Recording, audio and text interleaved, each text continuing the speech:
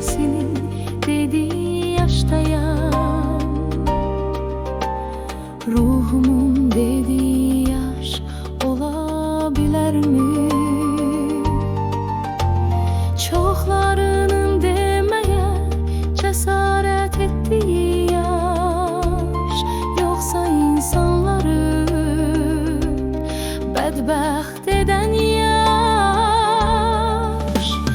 Mən qadınların dediği yaşdayam, qadınların mənim arzuladığı yaş. Heç kimə əhəmiyyət verməyən yaş, yoksa heç kimin layık olmadığı yaş. Haşa büsün,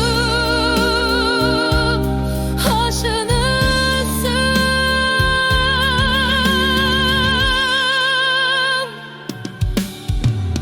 Sizin neçə yaşınızın nə əhəmiyyəti var? Ənizdə olan pulun nə əhəmiyyəti var?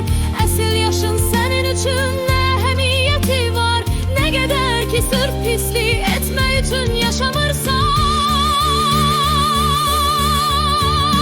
Həyatınızı sadəcə sərvət toplamaq üçün yaşamayın.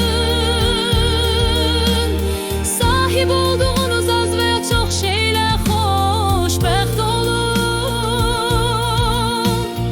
Öləndə axirətə heç nə götürmürük.